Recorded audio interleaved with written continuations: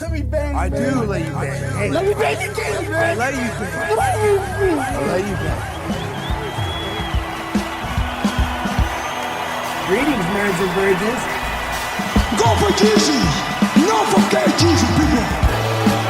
Hey, I'm not surprised, motherfuckers. Ladies and gentlemen, it is time once again for your favorite mixed martial arts podcast.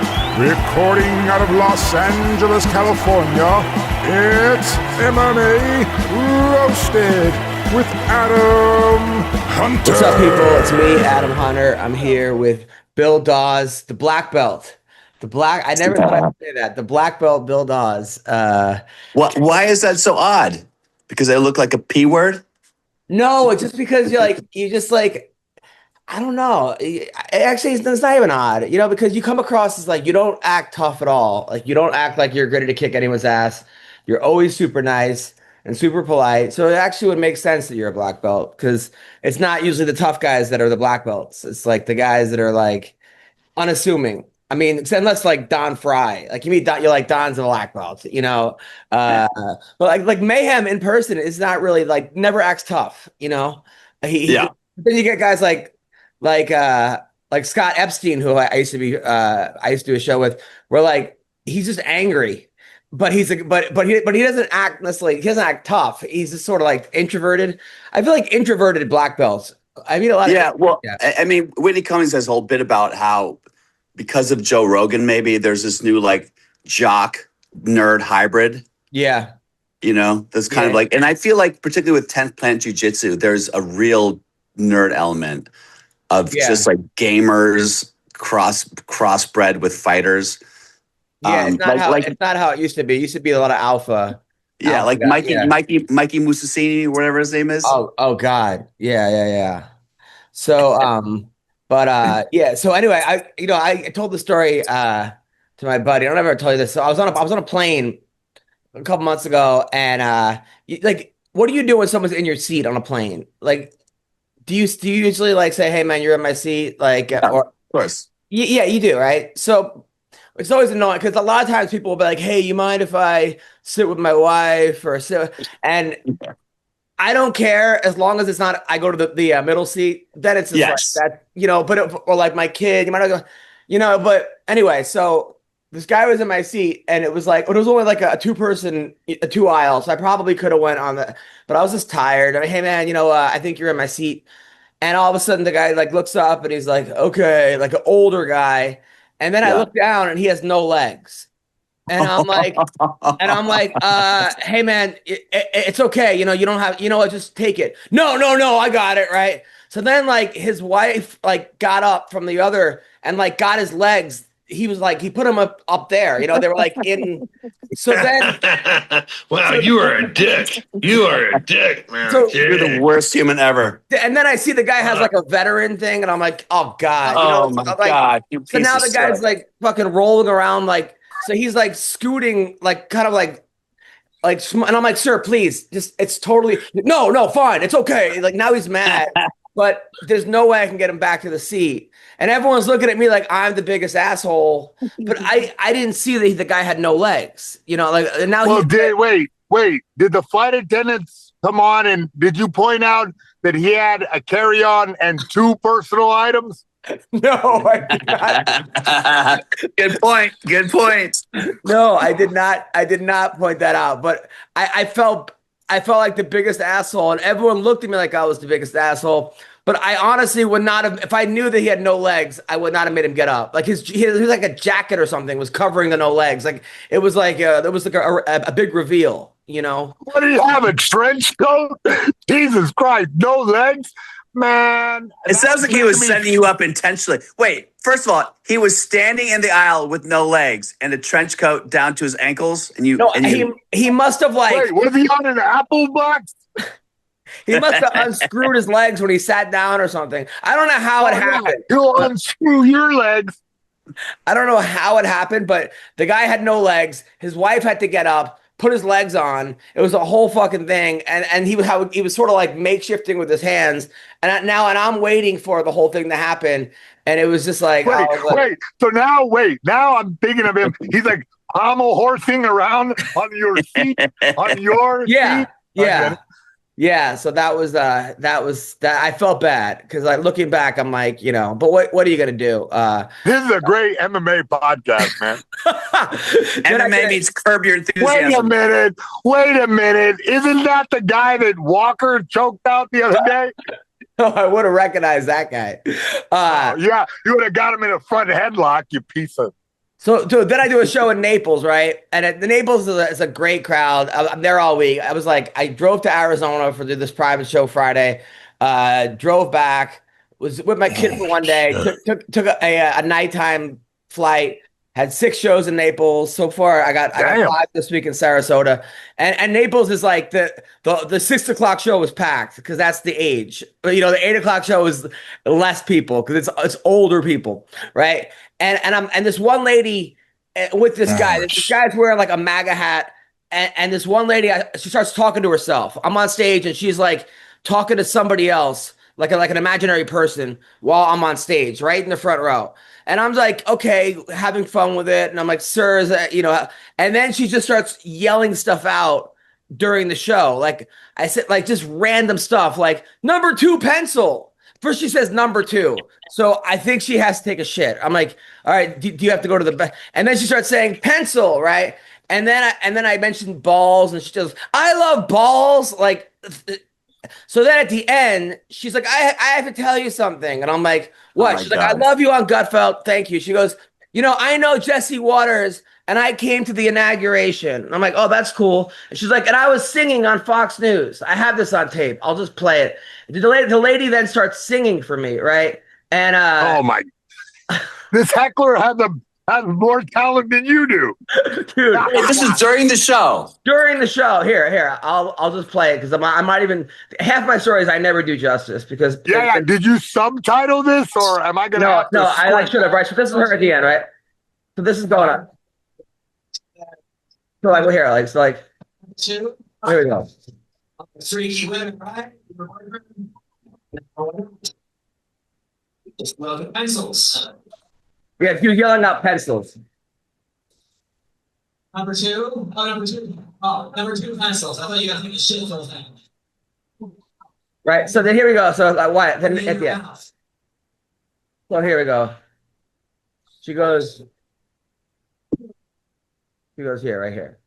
Podcast gold right here. Okay, thank you, Jason. I mean, I'm just, technical difficulties notwithstanding, this is a fantastic show all the way around. So far, Mayhem's being professional, talking on the phone, Right here, in the car, Jason. highly Right illegal. I personally seen with Jesse Waters on Fox News conversation. Okay. Is that why he has a restraining order? I believe you. I'm going to look up psychotic woman.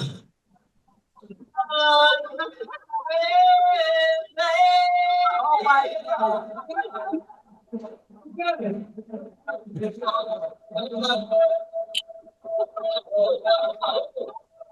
Yo, so this is like the show takeover? Is this Ashton Kutcher going to jump out the bushes?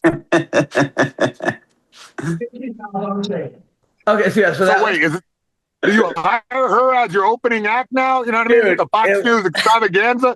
You, Jesse Waters, Gutfeld, you all go on tour like Ringling Brothers and Barnum and Bailey Circus, sort of you juggling, right, in a fucking funny cap. Maybe Tucker Carlson could show up, do some magic trick. Me, Tucker, doing some fucking shoulder-to-shoulder, really tight street magic, shell game sort of situation. I can see it Jason, happening, I got it. bro. I understand the whole. Hook me. Wait, Jason, didn't you just tell me that you bombed recently? Didn't you have a bomb story recently? I bombed on purpose because I was like, this is they're making me do some humiliation ritual to go with these retarded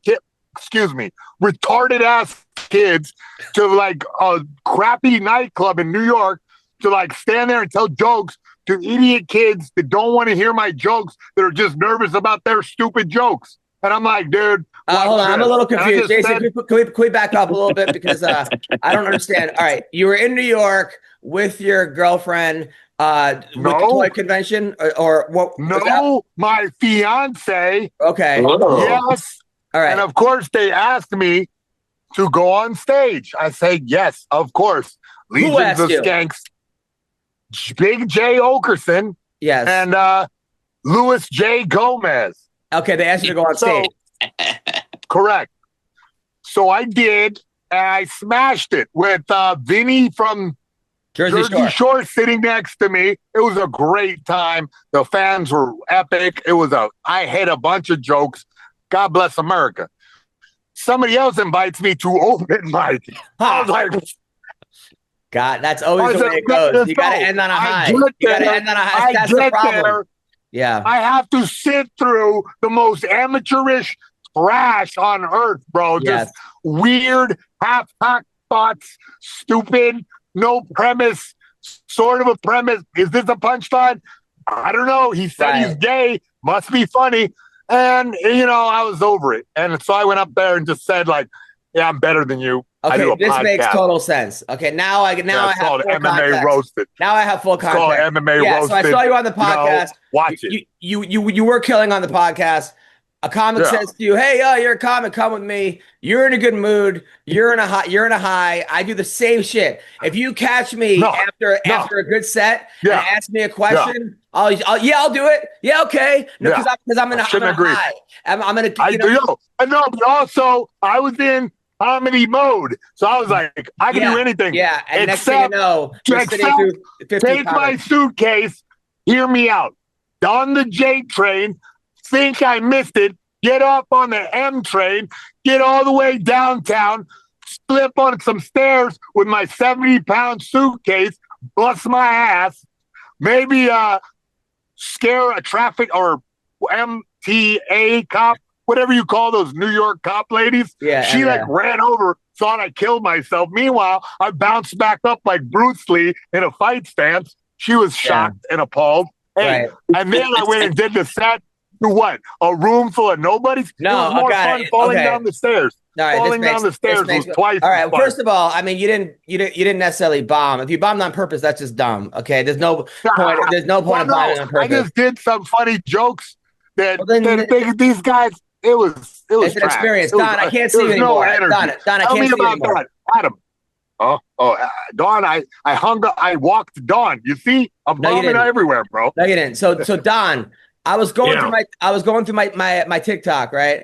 And now for some reason now I'm on Don Frye TikTok, right? Which is probably the greatest TikTok you could be on because it's Don telling motivational stories, this, that. So it says Don Frye UFC 8, 3 knockouts in one day. And I know we've seen this, but I can never watch enough of this. Who wants to see Don knock out 3 guys in one day? Me. Yeah. All right. Stay it up. So again. All right. Who wants to see Don knock out 3 guys?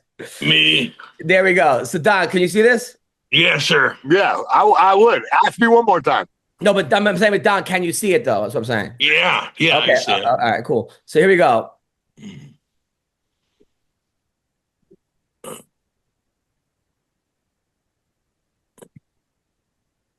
So that first one was 8 seconds, but he landed a jab on you. Yeah, he cracked my nose. Did it hurt? No, pissed me off because I wasn't serious. I was out there dinking around. And he cracked my nose. Pissed, it embarrassed me. So then we go here. The next one. Now who's this guy? It's Sam Atkins. Did you know he was going to be tougher? Yeah, because he was a professional boxer, and he was a sparring partner for Tommy Morrison, I think it was, or Lennox Lewis. Wow. All right. Yeah. Beautiful single leg.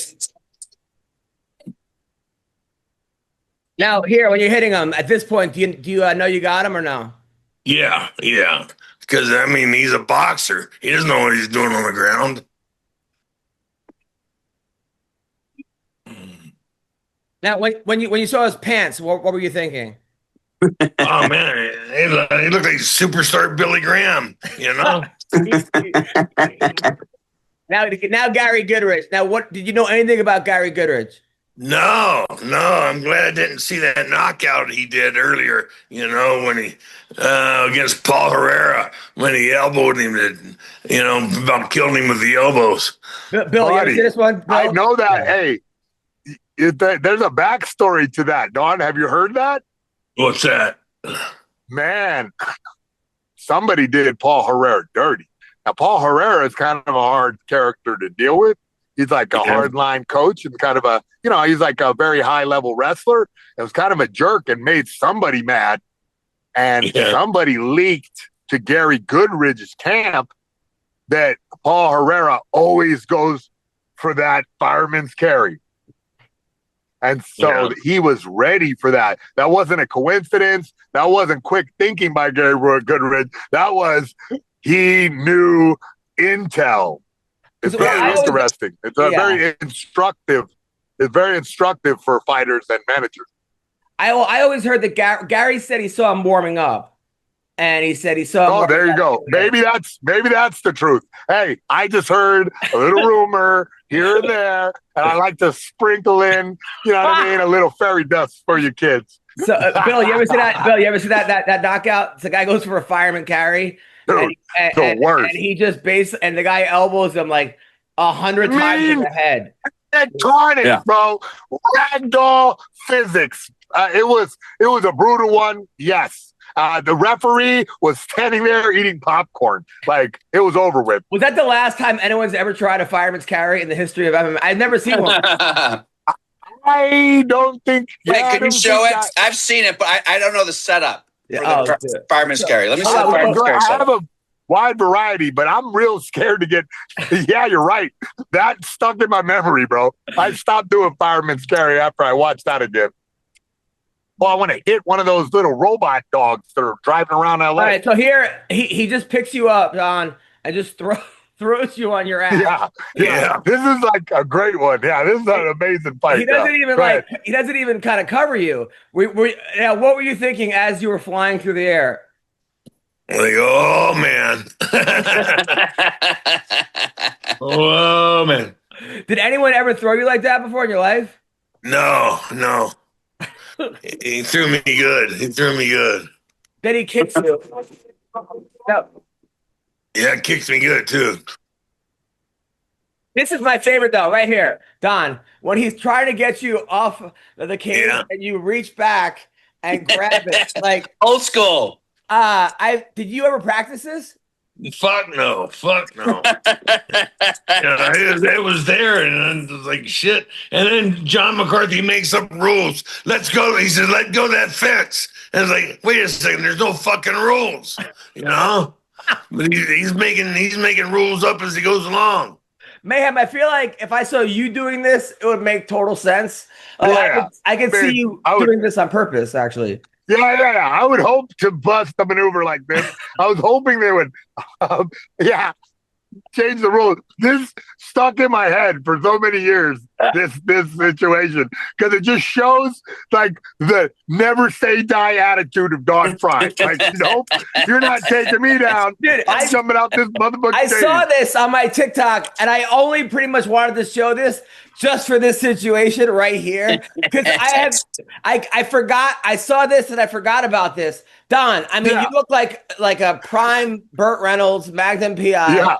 You're sitting there, you're grabbing the thing, and like this is like out of a movie. This is basically explain it to the listeners only. Like, you have to understand, he's hanging like monkey bars, like Gary Goodrich, a large black man tries to yank him off the fence. It's amazing. And he's doing like an ab crunch in his right red with tarantaras. I mean, this is something like your little sister does when you have her at the playground. This is the most brilliant. I feel like an illegal alien at the border. God. Oh, Jesus Christ. I mean, Don, this is hilarious. And now, what are your coaches yelling at you while you're against the while fence? you're floating through the air, like you're flying through the air. What are they? I didn't hear. I don't think they were shocked like everybody else. It kind of looks like gay right now, like he's blowing you, and you're getting the best blowjob you've ever gotten in your life. To be honest, like, wow, everything with you. Tell him that. Exactly. I am not telling him that. No fucking way. I'm not even telling myself that ever again. Oh, so now he gets you down. Now you're like, but at this point, it's just basically all instinct here, right? No, just simple wrestling. Yeah. Okay. Simple wrestling. Oh. See, and early on the ground and pound posture, you know what I mean? Like, this is like you wrote the code for the rest of ground and pound because you always were popping up like that and hammer fisting down and straight. Bro, I bring that to the guys every day, Don. So I appreciate it, man. Dude, him hanging on the side of the cage is probably amazing. Bill, what are you doing? Amazing. Bill, are you doing like one of those volcano experiments? Like what are you drinking? I'm sorry, I didn't realize. I'm making an energy elixir. What the hell? This guy's elixir. I barely even know her. What are you, Gandalf? You Gandalf now or what? I can't even see him. Now, did you guys watch? All right, so there was a lot of things we got to watch. We talk about, but I know we're a little late, but whatever. So the Real American Freestyle Wrestling Brawl that occurred last week. My boy Georgie, and let me point out that George took Armand down first. Yes. This guy stalled the whole match. I just want to point that out. And wow, he got mad that he popped him in the face. But this guy was stalling the entire match. Now, it's amazing. Don and Bill, have you guys watched it? I watched it. I mean, he got the only takedown in the match, Georgie, right? No. He got takedown. Oh. Technically, they gave Armand that takedown when they went all the way out of bounds. So, Don, did you watch what happened? Yeah. I saw the punch. So here's what I think. Here's what I think happened. And Don, correct me if I'm wrong, and Mayhem too. Now, in college wrestling, when I wrestled in college, and especially Iowa wrestling or the guys from Ohio, clubbing is a big thing. Like, it's not as big in high school, but in college, it's all about wearing on people's heads. Boom, boom, boom. Like, you club, and it's an accepted form of wrestling. Like, that's just part of it. And Georgie, for his thing, his whole thing is club to an underhook, to a throw by, to an ankle. That's basically one of his bread and butter. Now, Armand is from Eastern Europe. I don't know where, but I think in that style, he does freestyle. Clubbing isn't as big over there. It's not the Iowa brand. Well, notice his body position during that whole match. It was very erect, upright, like countering any attempt to club his head. He never put his head down, really. He stood very upright. And like I said, to me, in my mind, he was sort of stalling him out because he was standing very defensive posture and just standing his ground with underhooks down. And Georgie was trying to get action on the guy's head. And it did come off like a slap. And then, but I think Armand's not used to that. So when he gets clubbed, he's like, fuck this guy. And he just smacks him back. And now all of a sudden, wait, didn't Armand once punch a fan for flipping him off or something? This guy has Armenian entitled anger problem. This guy needs to go to anger counseling, bro. Right. I've been through hours of it. Doesn't work. Right. So, but I think that was sort of started it, as well as the eye pokes. Now, once Georgie gets slapped in the face, he's probably looking at a guy going, "This guy would fuck me up in a fight." This guy's kind of crazy. I don't think so. To be honest with you, no. Because Georgie tries to get me to get him a fight all the time. And I'm like, George, you're a wrestler, bro. Like, you got to learn everything else. He's like, I'm the best wrestler in the world. Like, this guy really is it. Is it, bro. He's like, it doesn't matter. It doesn't matter. He's like, hey, that's kind of his mentality. He's an Ohio boy through and through, dude. He thinks he could smash anybody with his wrestling. Okay, maybe technique. Not. I swear. But like, side note, they cut to Ben Askren from home, right? And Ben Askren is saying shit like, I think George is trying to get out of the fight because he's not very good. He goes, steroids, they don't help your cardio. He goes like saying what, to who? He's to Georgie? Yeah. He goes, steroids. Saying to Georgie? No, he's saying this like they cut to a live feed from Askren during the time, and Askren's going, well, look at his college record. He's not very good. And then he goes, he's trying to get out of this. Then he goes, and steroids don't help your cardio. And he goes, right, Chael? Right? So Askren's just setting the roasting people low key from his new lungs chair. Jesus Christ, this guy's hardcore. I'm gonna put him on steroids and see what happens. It's like, let's get this guy back in competition. You know what I mean? Hey, somebody else's lungs are gonna win Olympic gold. So then finally, right? So Armand wins, but not really, because they gave 2 points away from Georgie for poking him. So if like you go, it probably would have been a draw if you not take away those 2 points that he got for illegal. So the whole thing was like so sketchy. And meanwhile, Kurt Angle's there going, he still hasn't gotten taken down, like making wise ass comments from the thing.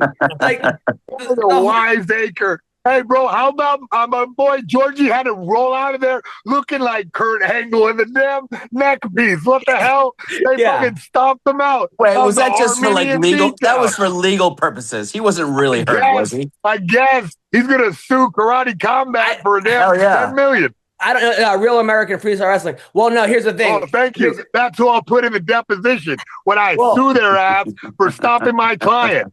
Dude, next thing I know, Colby Covington's in there, but he seemed to have... Of course he's in there, bro. You see some drama, this motherfucker just appears. You say Covington 3 times. Covington. Oh, shit, he's behind my shoulder. Yeah. Dude, I mean...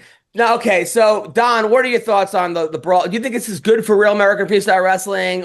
Like, does this happen in wrestling when you ever wrestled or talk? Yeah, hell yeah. When I wrestled for Okie State, as the heavyweight, and we wrestled Nebraska, up there in Nebraska, and all the fans came down onto the floor, and we wrestled. We went out of bounds. We went into the crowd, and they were kicking me. Oh wow! So they're serious about their wrestling in the Midwest. So what did you get up and start hitting them back? No, I got up and got my ass back into the ring, Right. But I mean, who do you think was in the wrong? I mean, Armand's got to be in the wrong for punching him. You can't punch people. But do you think Georgie was in the wrong for clubbing and eye poking and eye poking? Yeah. I mean, clubbing, you can. That's acceptable. Clubbing is eye poking. That's a little bit beyond. Right. And now, do you think it's good because look, it got on Sports Center, everyone's now watching it, but at the same time, there was like a lot of children there. I mean, there was like, oh my God, what about the children? Oh my God, fuck. Come on. Right, I know, but it was like the match before that, there was a guy who beat Clay Guida, Mutzi, I think his name is, who like, after his speech, he's like, wrestling saved my life, and I was suicidal, and this is the greatest sport, and everyone's like, yay! And then like 2 matches later, it's a fucking 30-man brawl. Bill, what are your thoughts about That's called life. That's called life. Yeah, I know. They should change the channel to go watch the Iran War instead. You know what I mean? Something much easier. Bill, what are you? It's faster. Bill, what are your thoughts? I mean, obviously, Armand was just getting very frustrated with him, and he couldn't. I mean, really, if he was beating him, he wouldn't have hit him. Yeah, you know what I mean. If he could beat him, he wouldn't have hit him. So at the end of the day, clubbing, eye poking aside, he was just frustrated that. No, he did win though. It was at the end. He actually did. No, he actually did win though. Armand won. Oh, did he know that he was winning? He know that he was winning? Yeah, the match was over. It was like like time ran out, and then he hit him. He hit him after the match. So what do you think? You think it was just like his frustration just mounted? I think this frustration, I think there was a lot of shit talking leading up to it because it wasn't just two wrestlers. It was a guy who who's successful because he has a take me down business where if you take him down, you get $1,000. And then there was like a suitcase exchange and it was like all this shit going on, all this shit talking. And I don't think that these Eastern European guys really are into the whole shit talking. Like they don't seem trolling, pranks and shit like that. Yeah, they don't. Pranking seems to be like an American thing, or like it's like with Conor McGregor and the shit that he says to like. There's like selling a fight. These guys aren't really into selling fights. They actually just want to fight. So they have like an autistic vibe. You know what I mean? Like, but really, like we will fight now. We fight now. We fight. Like, what's this joke? We fight. But it's crazy because like nobody, like Don and Ken Shamrock, I don't think there was ever a bigger shit talking thing. Like, and Mayhem, the amount of shit talking Mayhem would do with Michael Bisping or whoever. But it never really interrupted. Well, actually, Mayhem is probably the worst example because the brawl that happened on CBS got it like kicked off television for whatever. But sort of like the Diaz brothers, like the Diaz brothers. The Diaz brothers aren't really into like they don't really shit talking. Like they just want to fight. You know, it's like when I met Nate Diaz, we were talking, hanging out, and there was a fight going on. Tyron Woodley was fighting the karate guy. What's his name? Steve, whatever. And it was like a terrible fight. It was the second one. And the whole time somebody's behind me going, "You pussy, you fucking suck." And normally I look around and I'm like, "Oh, I'd like to see you get in there." But I look behind me and it's Nick Diaz. And Nick Diaz is like, "Fucking you." So then I go to Nate. I go, "Hey man, you ever have a fight that you couldn't get into it?" And he's like, "Yeah. In the 4th grade, this fucking kid hit me, and I couldn't hit him back." And he talked about that 4th grade fight for like 10 minutes. That tracks. And that's when you're like, I don't think that a fight is just a fight to him. And whether it's in the 4th grade or versus Conor McGregor, I think it's on the same.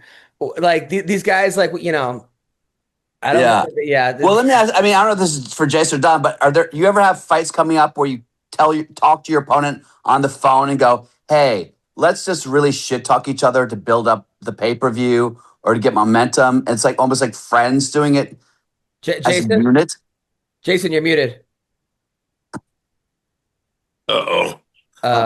What about Don? Have you ever had that? No, I never talked to anybody on the phone. No, talked to anybody. No. Yeah.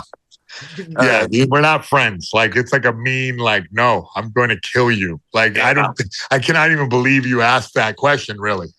But on the Ultimate Fighter, it must happen. But like on the Ultimate Fighter, between you and Bisping, was there ever like? No, we were sour at each other. Yeah, that's by design. But like even when the cameras weren't on. I mean, yeah, we're bros. We're bros in like fight. We're mixed martial artists. You know that this is some brotherhood beyond. You know what I mean? Beyond time and space, right? It's something that's serious, that you're really actively in pursuit of martial arts perfection. I think that you have to respect a man who's in the same industry as you, right? But when you're competing against each other, it's hard to be light and fun because you're trying to hurt each other really bad that night. Right. Yeah, that makes total sense. So MMA is a serious fucking sport, you know. It's not a game. You're not playing. You know, it's a fucking fight. It's above sport. You know. Did you guys watch the Moreno fight last week? No. What do you mean, Moreno? No, Brandon Moreno fought last week. Oh, whoops! I missed that. How did he do? He lost. It seems he lost to this guy Lenoir Kavanaugh. It was in Mexico, which sucked because it was all Moreno's fans. He lost 49, 46, 48, 40. He seems like he just kind of lost a step. I hate to say it, but there was just a little bit. He was a little behind. And then Marlon Vera lost too. He looked great in the third, but he kind of gave away the first two.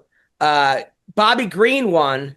That I was shocked because the guy literally is like 40 years old. His hands are down, like just not even attempting to put his hands up. He's walking forward, talking shit, and knocked the guy out. Like, Who did he fight? I mean, Bobby Green's got to be, at this point, they're giving him just like. No, the other guy was 15-3. He was like a minus 50, like 500. No, this happens often in you notice that in bare knuckle boxing or whatnot, the guys, older guys are just veterans and have more like little tricks of the trade and still have that old man strength, knockout power. It's like the last thing to go. And Crazy Horse did it to like a prospect recently. Yeah, a guy who's like a pretty good boxer, like it's one of those one punch KO sort of deals.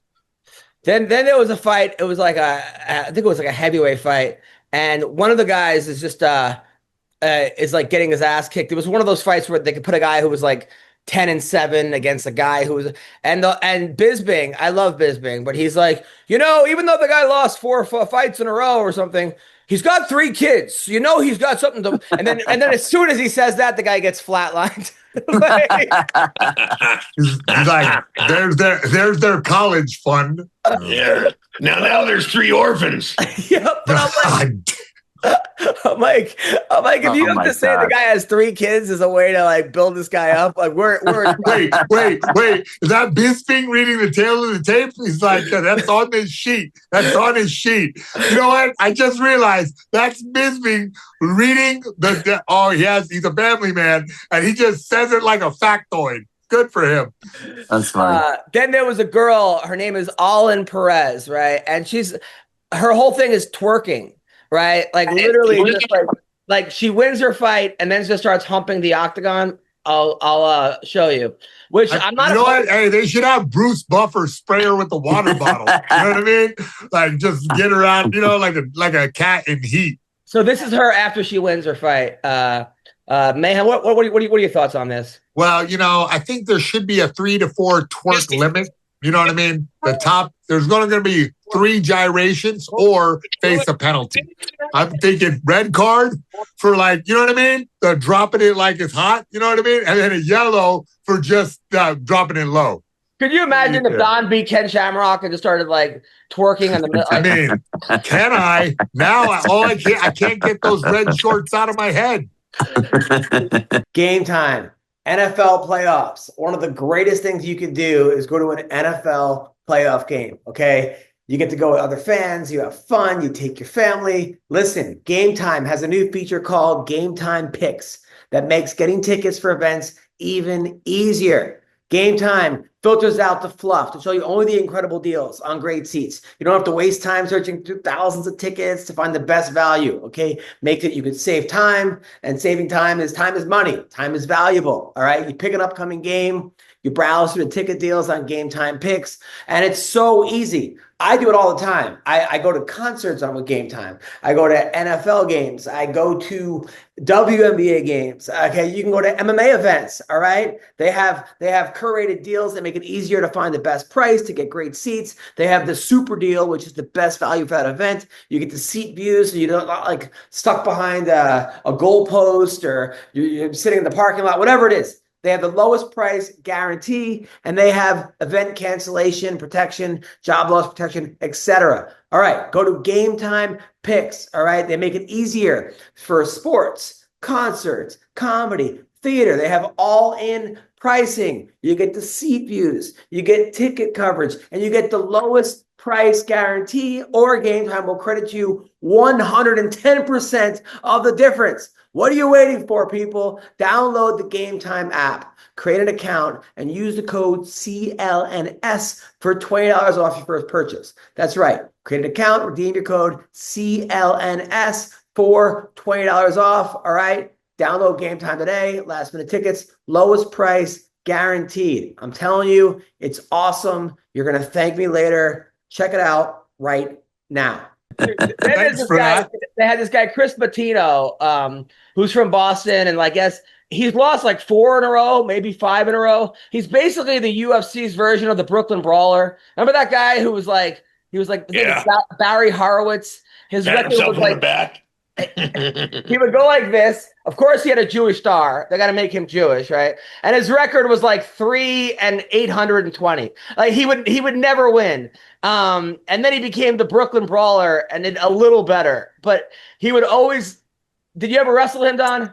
No, I like him. I'm a fan. He, the guy who put the work in. Shit. He did. He put all the work in. He did. So tomorrow is UFC 326. You guys aware of this?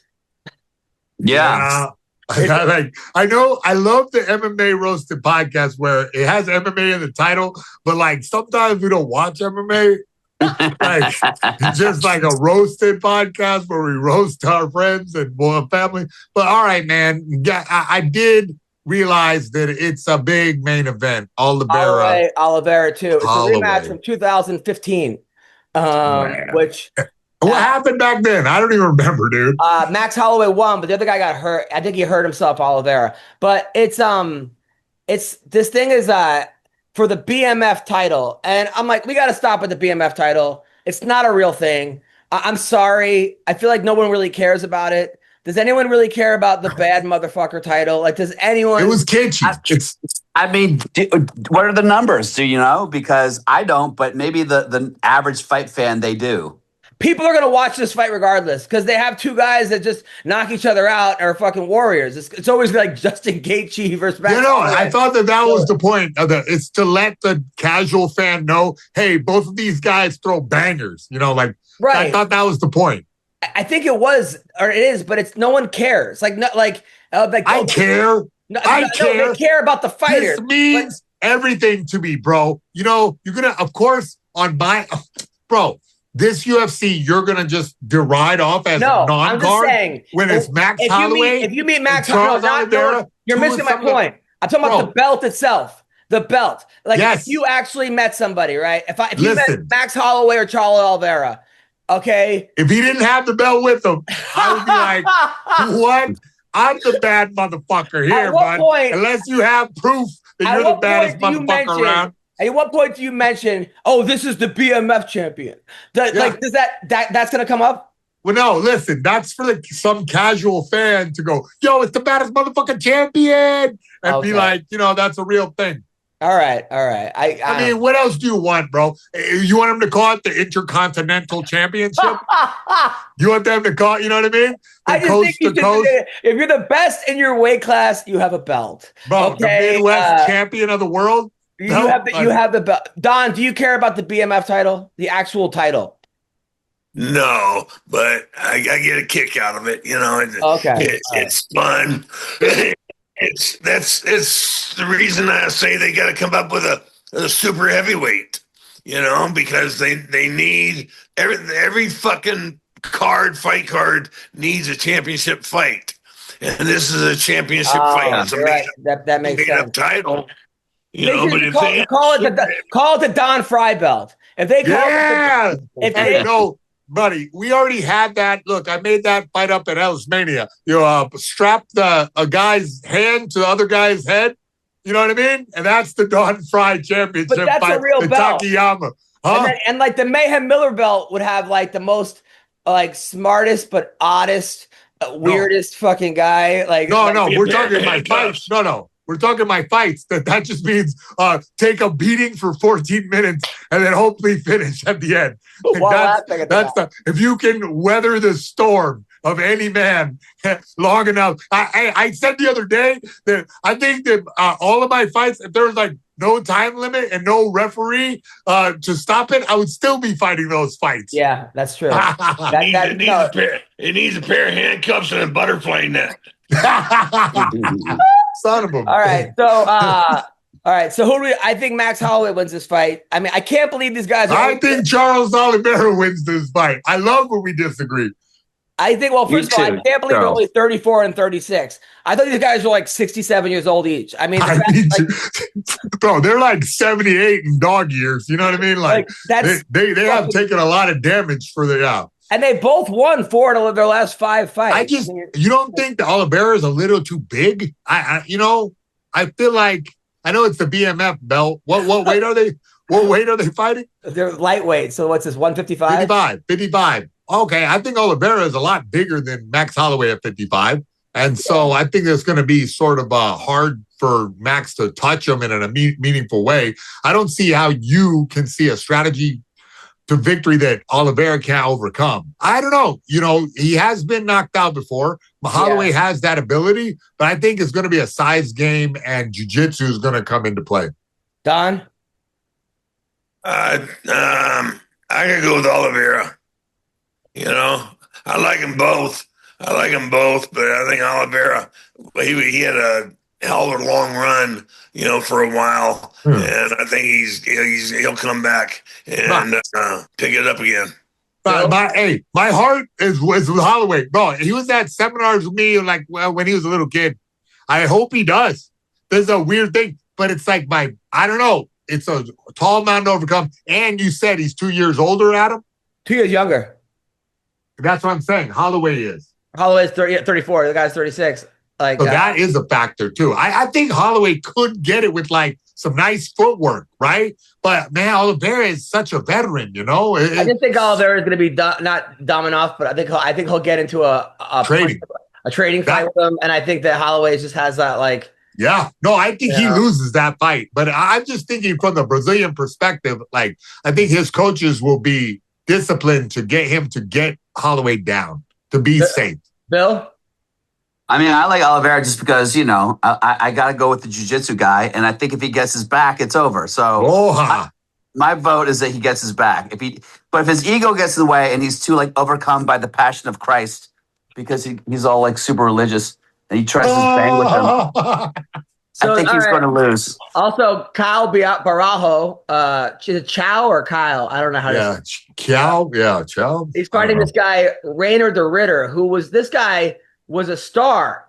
When he beat Bo Nickel, and then he quit his last fight. It says he lost by retirement. I think he was just getting beat up by Brendan Allen. And he beat Robert Whittaker, he beat Kevin Holland, he beat Bo Nickel. This guy was on a but I don't know, man. When you watch somebody just kind of quit, it really I never saw that, or I did and don't remember. There was no injury. He won stopped. The first round, and then he just started getting beat up, and then he just didn't come out for the fifth round, if I recall correct. Fifth, and I guess he's done it before. I think that this is not a new thing, because people are like, whoa.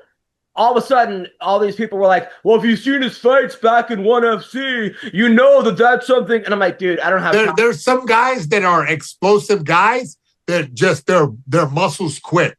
They're just quit. It's certain athletes, I've seen this, that have explosive power. And it's once the glycogen is burned out of their muscles, they go to shutdown. They're and it takes a lot. Is that a mental thing or a physical thing? Both. Yeah, both. I think it's definitely there's a lactic acid threshold. It's a biomechanical. You push an athlete so far and his muscles will just quit.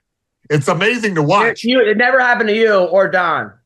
Yeah, no, we did. We just hit it better than them. No, even that Bisbig fight, which you told me you had an anxiety attack and you couldn't move. You told me afterwards you had an anxiety attack and you couldn't move. You still stood there or sat there while he hit I took my beating like a man. I knew that I had to. I knew that I had to because that's my job as a fighter. I couldn't quit. I know what you're saying. But what I've seen in my athletes is that guys will shut all the way down. They said they would have rolled. Your corner would have rolled you out. If you were on the ground, they would have just rolled you, and you would have sat there getting beat up. So I don't know if I buy this, man. I don't know. I think maybe he just hasn't pushed through that barrier.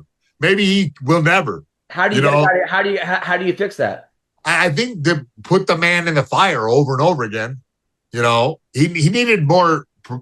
I think if you have been 5 rounds in the room in an intense level with a new fresh guy, then any kind of fighter that you're going to fight you're not going to quit. You have that, but it's hard to get dudes to train that way. because it's very difficult. Here's a story that I don't want. I hate telling these stories about myself because I don't want to feel like I'm bragging or I'm this. Or Brag about your high school wrestling career. So my senior year, I was undefeated, right? And all I wanted to do was win nationals because my coach told me, if you don't win nationals, none of this means anything, right? Didn't matter that I won the Class A's 4 times, the New England's 4 times. If you don't win nationals, none of this means shit, right?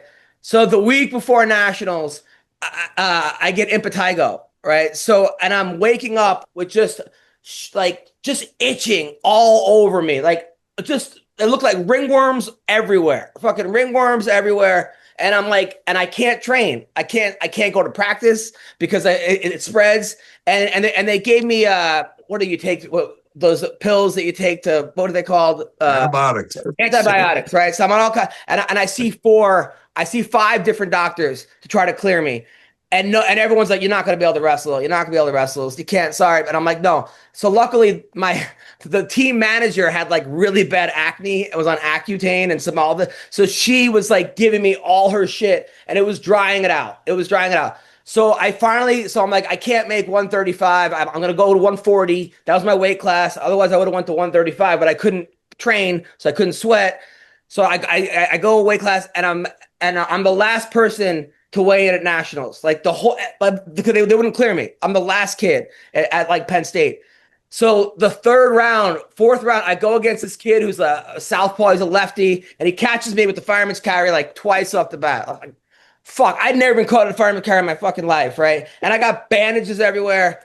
So now I'm down like 7-4, 7-3, 7-4. There's like 3 seconds left, 4 seconds left. I lost. But I just fucking dove at the kid. I just threw myself at this kid.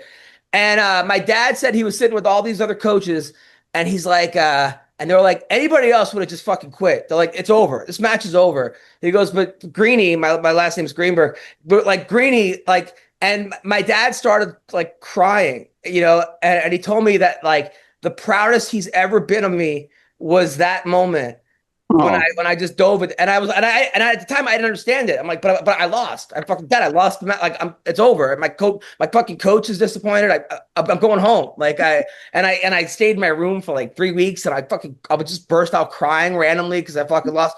But now I understood like why my dad. Yeah, that's like a heartwarming ass story, man. Hey, you know what happened to that kid that won? What? Got impetigo. Yeah, impetigo. He died of it. He fucking died. Guess who won? Adam Greenberg. You ever do that? You look up your former competitors? A couple of them are coaching at like Tabor or Exeter, kids that are coaching. Bro, you know what? You told that heartwarming story. I'll tell you mine. Bro, my first sparring partner was when I was 12. I fought this kid, Mansour Saeed, every day.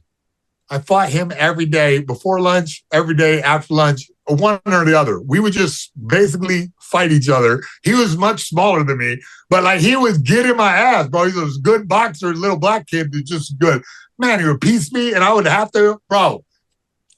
His brother later in junior high punched me in the head so hard, bro, at my locker. Got me good. Left me like standing there like an idiot. I thought he hit me with a lock. He punched me so hard.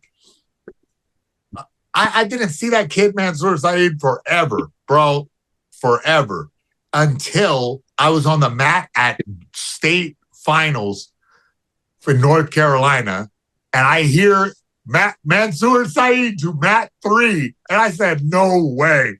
And I walked over there. Now we're like seniors in high school, both of us. I look at him and I'm like, oh my God, it is him. And he's all jacked, like a little buff kid, wrestler, you know what I mean? And he's like, oh man, you got bigger. And I was like, man, you stayed the same. And we gave a little respectful pound and never talked to each other again. Yeah. That's awesome. I know. That's awesome. I wonder where he probably will. I better watch out. He might suck. I had a TV show I wanted to pitch called The Rematch. It's like people that lost in high school. And you always. I got one for you. Hey, I got one for you. Greenberg, great idea. I'm already auditioning. Ray, I think his name was Bork. Ray Bork. He was a big fat motherfucker. Anyway, I'm trying not to cuss that much, all right? But this kid was picking on like the soccer star in our neighborhood, and he was cool. And like, I thought the other kids would think it was cool if I stood up for him, like bully beat down, like protect him. Bro, Ray Bork, bro, he did not fall for my judo throw. He was twice as big as me, dude. He was like a full-grown man, bro. He was like, you know what I mean, 200 pounds. I pulled him on top of me on accident. He just ground and pounded me into the damn sidewalk, bro. I like took my beating like a man. I just kept bobbing and weaving. You know, years later, I saw him at the car wash, and like he was like, "What?" And I had already been training and stuff, and it was a tense moment of where I just threw him the keys. But like the idea is that like you get a team. You know, these people that are like, "Oh man, if we would have won the state title, our whole lives would have been different." Blah blah blah. Well, now you get the team back together, like 30 years later, and you actually have the match. You know, you had all the people that like, I don't know, that'd be kind of fun. All right, wait, are we? You're just pitching. Yeah, I like this. What are you talking about? They're already doing that with Gina Carano and Ronda Rousey. Great pitch, bro. Great pitch. Where'd you steal that from? Steven Spielberg? This kid, Raul Rosas, 11-1. This kid, you know what's funny? Chawiwi. They were telling me about this guy when he was like 13 or 14. Is this Chawiwi? I don't know if his name is Chawiwi, but he's the guy with the face like this? Yeah, he looks like yeah. Bro, how do you not know Chawiwi? That's his little catchphrase. Really? I hope I'm not getting the right guy confused. No, you're getting the right guy because you were describing him. So he's fighting Rob Font, this is definitely his biggest step up in competition. He was a kid, the first match he lost, he gassed. He didn't look that good wrestling wise, and he really corrected it, this kid. He says he only wants to fight till he's 25 years old. He wants to be a champion. You're telling me he learned how to wrestle in like a year now? He learned everything. He got so much better at everything. The kid. Well, but bro, he's been training since he was a little kid. Yeah, but the guy is excellent. He's already mastered. There was one fight that he gassed, and then he corrected it. But Rob Font has been around. He's 22-9. Yeah, this is interesting. Yeah, because that guy is a veteran. He knows how to do everything. He's a good generalist, right? What's his really? Yeah, he had some kind of choke, huh? He does do some good grappling, so it'll be a good test for Chiwibi. This should be good. But he's 38. Yeah, exactly. Yeah. So you put the old bulls out there. These guys still got fight in them. They're tough. They can win. Font is not a pushover, but man, Chiwibi is some weird kind of new age fighter kid. Michael Johnson, over. Both these guys always are winning the fight, and then they get knocked out. Or they're losing and they knock the guy out. It's pretty much like the same fighter. This fight was supposed to happen a couple weeks ago, but some weird betting came in and they canceled it because the line went from it was a weird betting line. So they canceled the whole fight. And now they rebooked it for now. And then also Cody Garbrandt is fighting against Zhao Long. I don't know who that guy is. But yeah, it's a good card. Cody Durden is a good fighter. This is tomorrow. I mean, I love this Paramount Plus thing. It's $70 for the whole year. I love it, man. It's just so many ads that I'm washed. It's NASCAR for my eyeballs. I don't even remember what they're advertising. I just know that I'm going to watch it. I just know that I'm going to watch it. No matter what, it's Paramount. I'm watching it. Paramount. But it's funny I'm watching though, because they keep trying to get rid of shit. First they're like, all right, we're not going to do the walkouts. So all of a sudden people are just now we're going to put advertisements on this walkout is brought to you by Time. Right. Well, then they're like, now we're not going to do the post fight, so you don't know what anybody says. So they're just trying to figure out what can we cut. How can we just have the people beating the shit out of each other with none of them actually being a human? And how do we commodify their every facial expression and breast? Now, we have to talk about a couple things happen. First of all, what's his name? Ngannou is now no longer with PFL. Oh, wow. Today they announced he's leaving PFL. Which what was that? Why was he even like that? Was just a bad investment. I think he got like 2 fights in there. There was no one for him to fight there that was even close to beating him. He went and did 2 boxing matches while he was there, which first one went great against Tyson Fury. Then he got knocked out by Anthony Joshua. So where does he go from here, Jason? Buddy, I have no idea. Hopefully somebody will help me build a promotion around him, because I would love to sign him to a Mayhem's Fight Circus deal. Right now, I'm telling this is my announcement right now. I hope somebody gets the word to him that, yeah, let's talk, buddy. Also, Jason, I have a really good friend who is with the top management company in the country who told me he's looking for fighters. He's like a scout. My friend's a scout. He got a job as a scout. Scout for what? What do you mean? He's an MMA company. Yeah, to sign with like one of the top 3 people. I know him personally. I've known him for years. So he hired my buddy. So if you know somebody that needs management, let me know and I'll. What? What do you mean? Or you what? What are you talking about? Me? No, for fighters. The guys that in like your gym. Well, why do I need him? Well, who is he? I don't know him. A guy that I know. Okay, you know this guy? I don't know this guy, bro. I don't know this guy, bro. That's not how we do things around here. You've known him for years. You've known him for years? Yeah, you've known him. You're vouching for this guy? You've known him for years. I've known him for years? Yeah. I don't want to say. Oh, okay. So now you're telling me who I know. Don't tell me who I know. You talked to him on like the telephone. Man. All right. Well, look, we don't want to talk too much about names. He says that like he got a job looking for fighters for talent. And I'm like, oh, I know a guy. Wait, what are they doing with this talent? What, you know what I mean? I have plenty of fighters. That's not a problem. Well, they have I don't know. They have 20 guys in the UFC. They have 13 guys in the PFL. Like they manage fighters. Oh, okay. I thought this was good for you. I was okay. I'll be glad to take a meeting with them. Okay, I was just saying, like, if you know a guy who's like a star that you want that is I know plenty of stars, but it's all about the factory. I'm not. What do you mean, bro? What are we doing right here? Are you going to add him to this call right now? I hope so.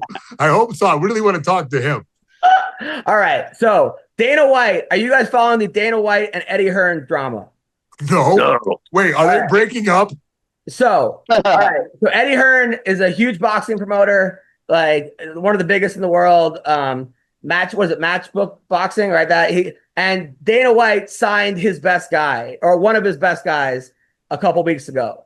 Took Ben, right? Connor Ben, who's Nigel Ben's son, who's like a star, and they offered him $15 million for one fight to sign with Zuffa Boxing, right?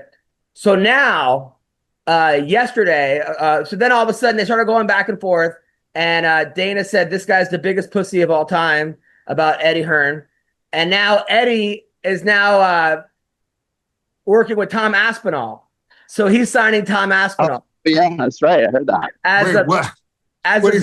He's starting a blind braille boxing league. You know Tom Aspinall? Yeah, he's blind now. Yeah, the heavyweight. The former UFC heavyweight, who just got an eye poked. You know who this is, Jason. You know who Tom Aspinall is? Of course. All right. So now they've challenged each other to a boxing match where Dana White and Eddie Hearn. They asked them, "Would you fight each other?" And they both said yes. So what? Wait a minute. We're gonna wheelchair out these dudes and strap them to gurneys. Hey, like the ancient Romans, they had them on rocks like this. They had him on rocks like this. So I'll read you the article. Okay. So Dana White entertains the idea of boxing Eddie Hearn, right? So it'll never happen. No, but Eddie Hearn has also agreed to this. So it'll never happen. All right. So Jake Paul is going to throw this fight. I don't get it. I don't understand. CEO Dana White is willing to get physical with Eddie Hearn if the promoter wants to do so. The beef between the two has reached new heights in recent weeks. Zuffa Boxing, Hearn and White have been cordial in the past. After the third event, blah, blah, blah. Hearn voiced criticisms of Zuffa's boxing new title, labeling it the cringiest he's ever seen.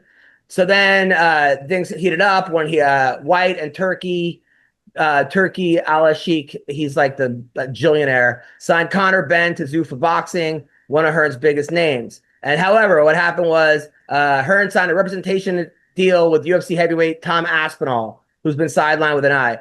In an interview with Piers Morgan, White was asked if he would step into the fight with Hearn.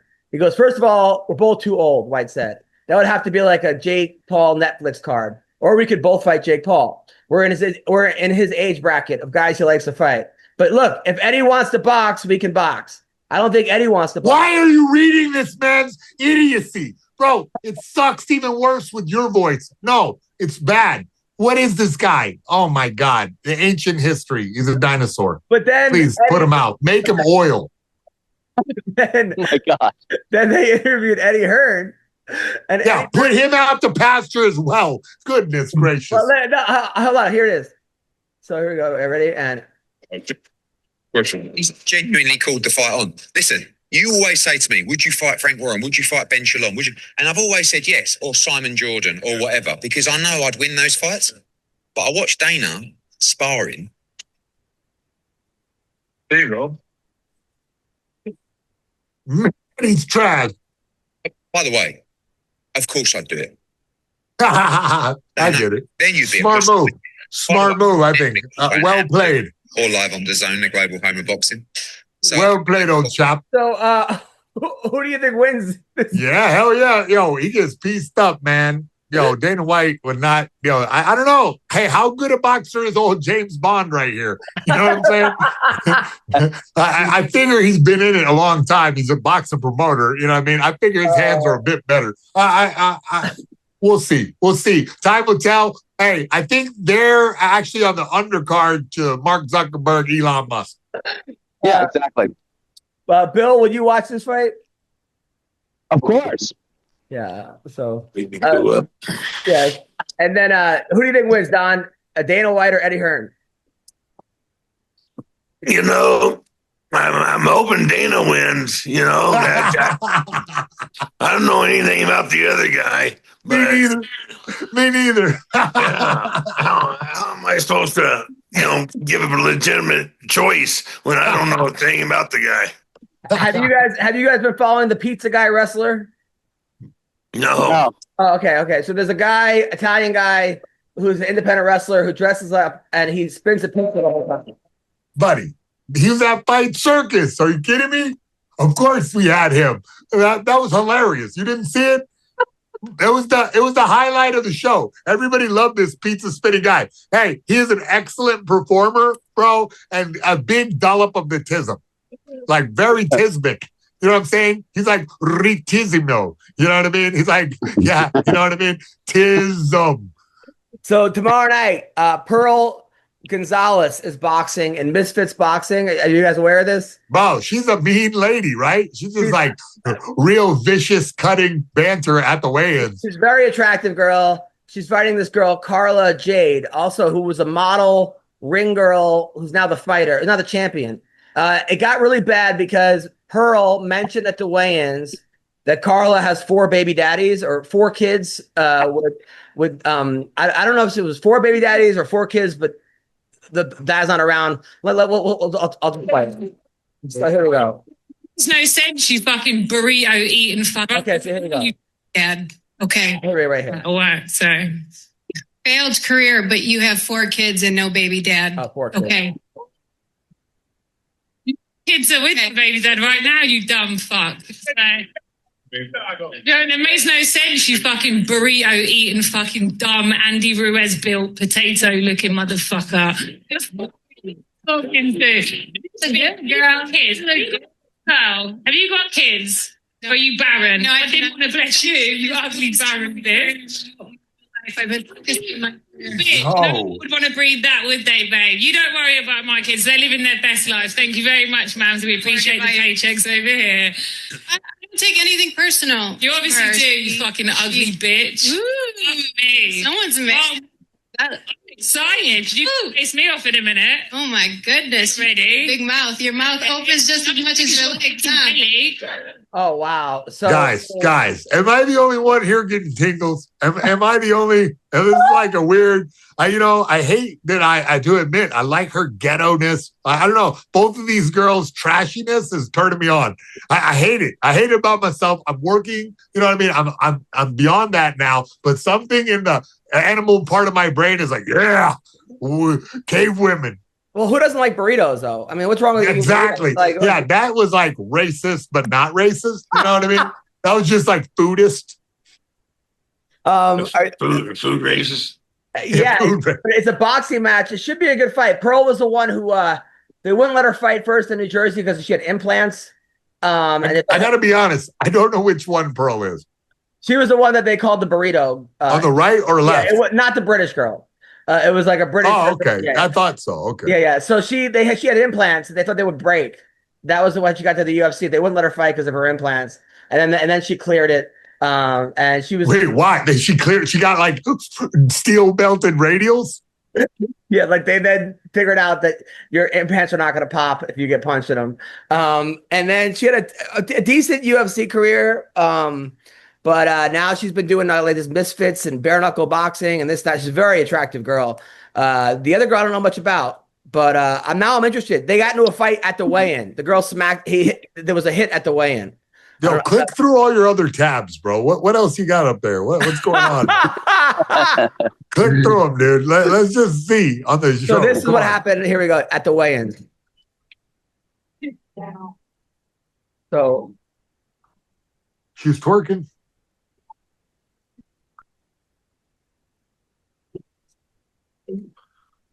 What happened? They became anthropomorphic robots? No, watch. It's coming. Ready? And where is it? And riveting podcast. Hold on.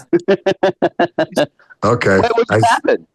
I sort of saw a slap. It was like a punch. It was like a punch. Yeah. It was right there. Boom. Well, it wasn't a great punch. It was an arm punch. But still, she punched her. Yeah. I mean, I'm looking forward to this fight tomorrow. And then DC today. DC, I don't know if you guys watched the weigh-in show. So DC. Bro, we don't even watch the show.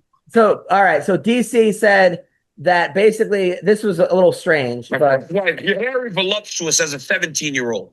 Turns into. Oh my God. It's the season. You get the girl that's kind of.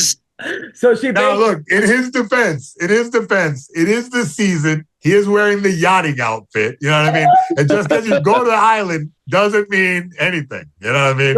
So he said you're very voluptuous. His first wife was a voluptuous 17-year-old, and then it turned into a fat. But I think I don't know what he was trying to say. He married his high school sweetie. That's what he's saying. Oh. But a voluptuous 17. It's a terrible pig. It's a terrible sound clip for any man to have, really.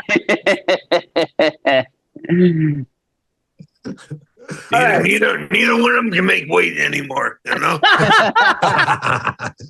The line of the day. His first wife was a voluptuous 17-year-old. That's every Mormon that I ever met. Like, why would he say that? Your laughter is infectious right now, bro. You're right. It is funny, bro. It's like, what? Why would I don't understand? Daniel is a very smart man. So how could he trick himself into saying voluptuous? You didn't have to. I don't even want to say it. You know what I mean? But voluptuous. UFC weigh-in show. It has nothing. You piss off your first wife by saying she's fat.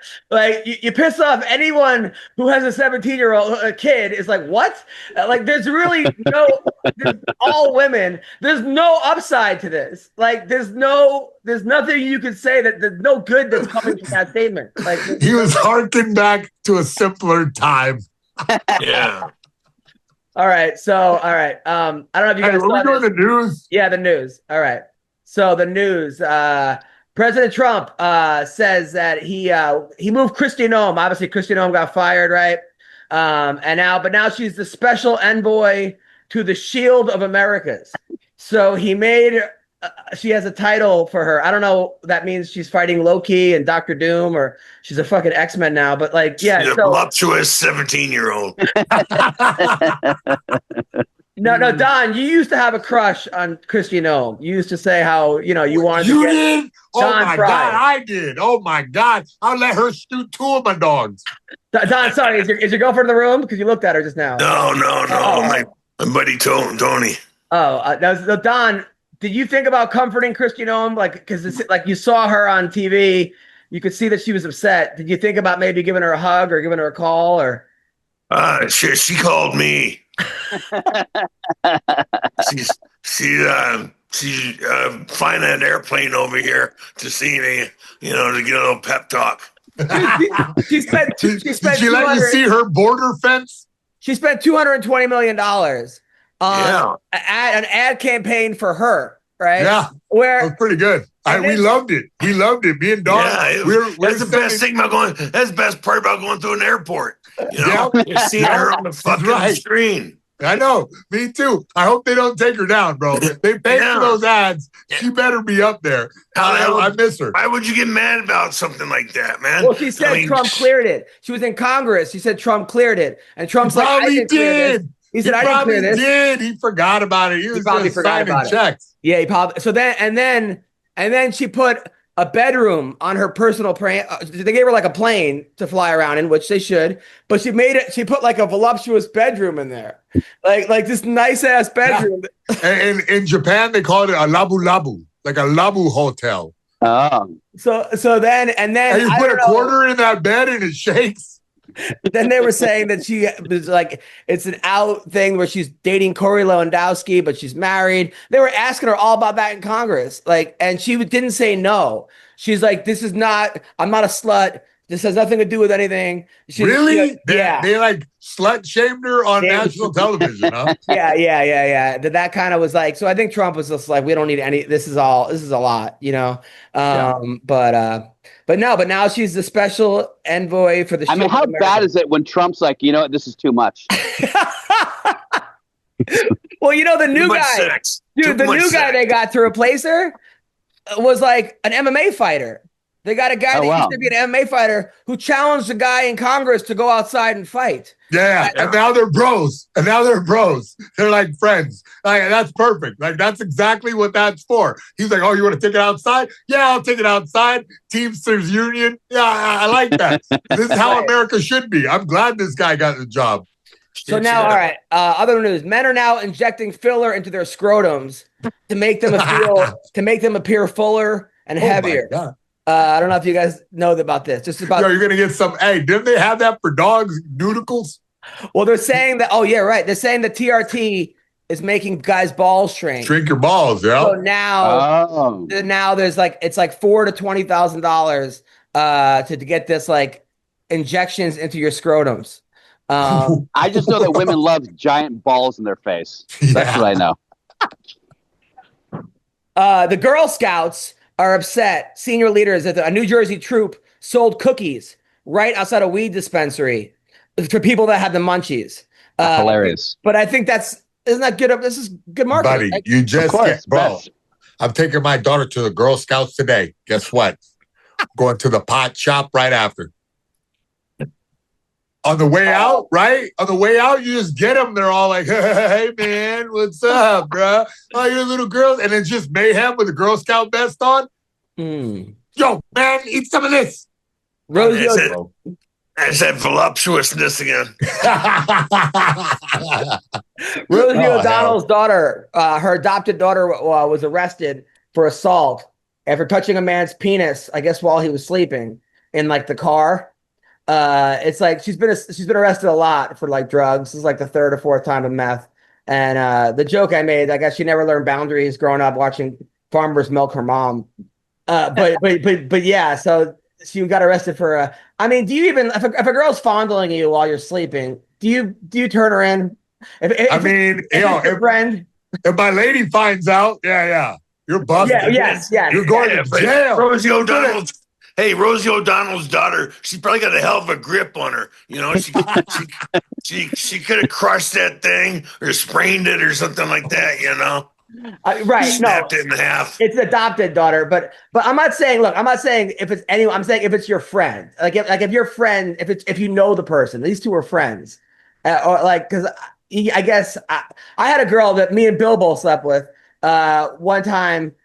She was Bilbo slept with them. Me and Bill both slept with her. Oh, I thought you said Bilbo Baggins. Me and Bill both had sex with her, and there was a time she was like managing me, and I did not want to have sex with her. Like she was good, she was attractive enough to bang, definitely, but I just was like, I thought it was gonna fuck with my bookings and shit. She was being a really good manager, and then finally she like she's sleeping next to me. She's like blah blah.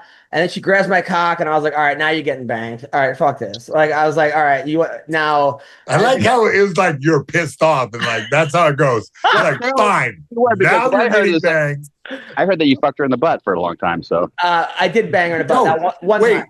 Oh, I thought you guys saw it. I thought you guys did this at the same time. This whole time. You said you both banged her. But I then thought she you guys called were me talking up. about Then some she called me up like three-way. years later. She called me up. I guess she was in some kind of recovery. And she's like, hey, I just want to apologize for forcing myself on you. And it was like one of her steps, think Yeah. and I was just like, listen, if I had a nickel for every girl that I fucked in the ass, like I just made it fun for her. I was I don't want to make it awkward. But I guess you're not allowed to hit her in the face with a sack of nickels. That's what you did. But yeah, you're not allowed to molest people when they're sleeping. All right. So a Kentucky man was arrested after he allegedly had unprotected sex with a deceased deer. So there was a guy on the side of the road having sex with a dead deer. And Don, you ever see that or witness that? Yeah, well, what's the problem? I don't understand. I mean, was it not consensual? I mean, the deer is dead. He couldn't argue. I had sex with a dear friend of mine. And, funny. That's funny. That's a funny joke. Chelsea Handler posted a topless video. Yes, but not totally. Where she calls men horny pigs who should get vasectomies. Oh, because she's sick of having to take the pill. Yes, yes. What you like? One more. Yeah, one more. So she's calling everybody else a whore. Yeah, she's calling everyone else a whore. Yes. According to a new report, a doctor at Mount Sinai offered to name a wing at the hospital the Jeffrey Epstein floor for women in exchange for his donation. Okay. Can you imagine? How much is he donating?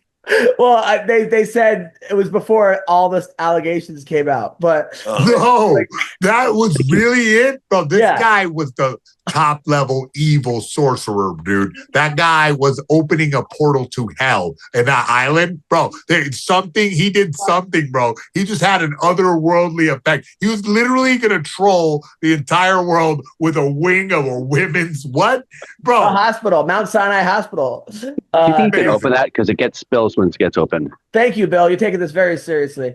I've been locked in this whole time. I got my producer back here just waiting to have a meeting with me. You guys we're just, what else news story? Finally, last story. There's a new website called Check Her Count, where men can drop a woman's Instagram handle and AI will estimate how many men she slept with. Oh my, bro, I do not want. I bet my ex-wife's at the top of the list.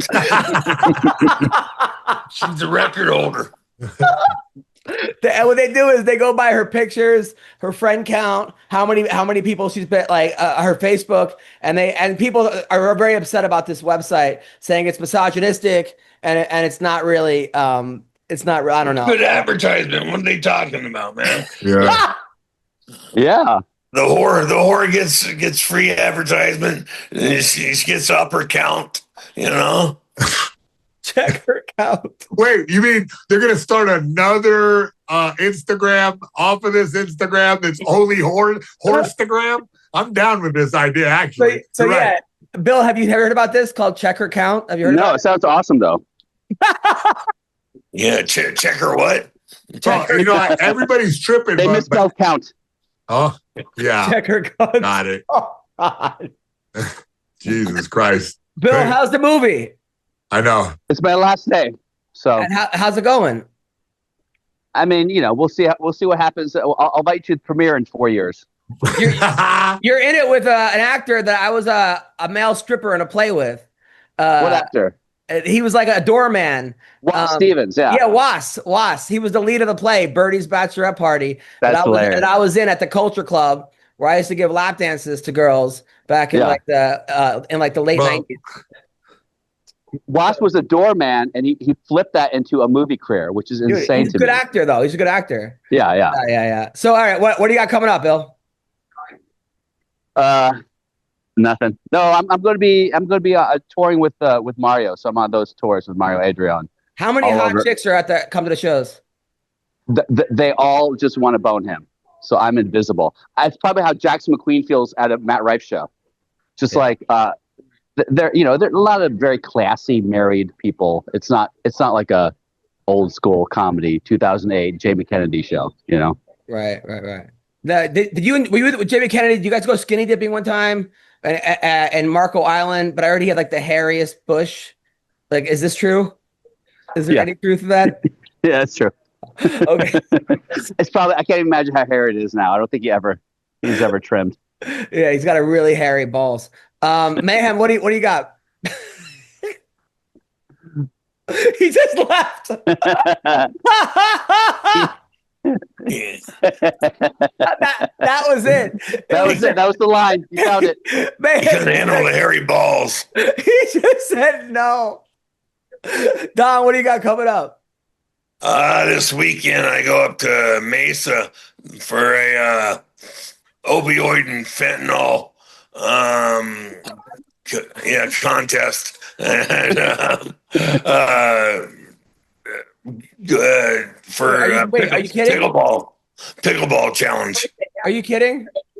No, it's a opioid fentanyl awareness awareness thing, but it's a pickleball challenge also. Are you playing pickleball? No, I'm judging. I'm just judging. It's a fentanyl awareness pickleball tournament judged by Don Frye. That's like you just Mad Lib words. You just put words together. Yeah, it's a 5-drink minimum, I've never heard of a fentanyl awareness pickleball tournament with Don Frye that's like a South Park fucking episode. Yeah. Me and Cartman are running the show. All right, I'll be at Uncle Vinny's Comedy Club in New Jersey coming up. Next week I'll be in Iowa, Des Moines Funny Bone. Then I got a show in Minnesota after that. And go to AdamHunterComedy.com. You guys are the best. Take care, guys. Thank you. Bye.